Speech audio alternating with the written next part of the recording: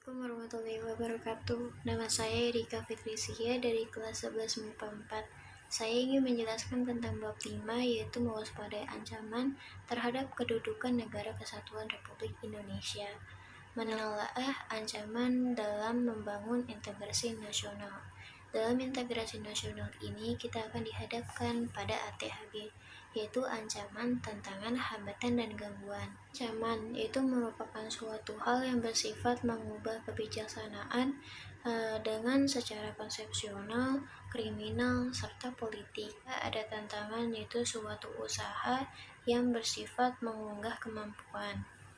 Itu hambatan, yang merupakan suatu usaha yang berasal dalam diri sendiri yang bertujuan untuk melemahkan secara tidak konsepsional. Yaitu gangguan, merupakan usaha yang berasal dari luar yang bertujuan untuk melemahkan secara tidak konsepsional. Bagi integrasi nasional bisa datang dari luar maupun dari dalam.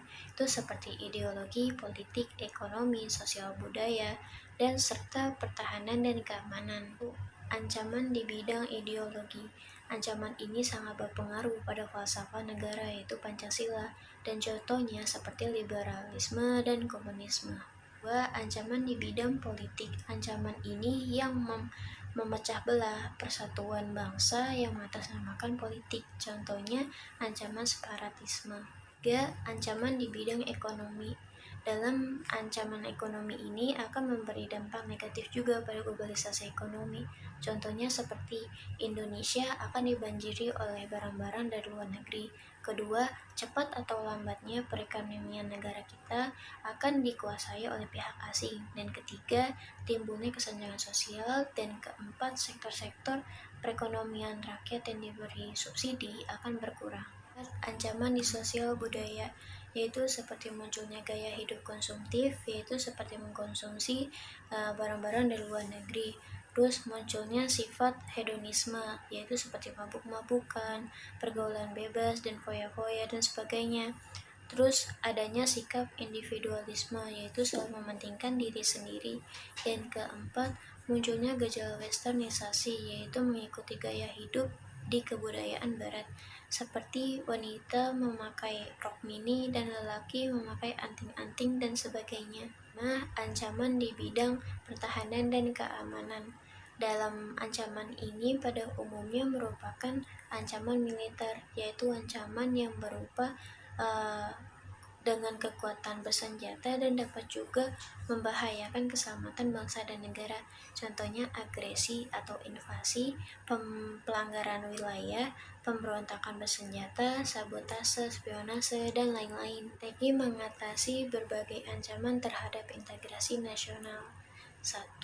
Strategi mengatasi ancaman di bidang ideologi dan politik, contohnya seperti demokratisasi, kebebasan, keterbukaan, dan hak asasi manusia atau HAM. Bangsa Indonesia juga mewujudkan berbagai hal seperti mengembangkan demokrasi politik, mengaktifkan masyarakat sipil dalam arena politik, dan ketiga menegakkan supremasi hukum. Strategi mengatasi ancaman di bidang ekonomi, yaitu sistem ekonomi ini dikembangkan untuk memperkuat produksi domestik bagi pasar dalam negeri. Terus kedua, pertanian itu dijadikan prioritas utama. Dan ketiga, mempererat kerjasama dengan negara-negara berkembang. Strategi mengatasi ancaman di bidang sosial budaya. Bangsa Indonesia ini berupaya memelihara keseimbangan dan keselarasan fundamental, yaitu seperti keseimbangan antara manusia dengan alam, manusia dengan masyarakat, manusia dengan Tuhan, terus keseimbangan kemajuan lahir, serta keselarasan batin. 4. Yaitu strategi mengatasi ancaman di bidang pertahanan dan keamanan. Ini tertuang pada pasal 30 ayat 1-5. Sekian dari video saya kali ini, kurang lebihnya mohon maaf. Wassalamualaikum warahmatullahi wabarakatuh.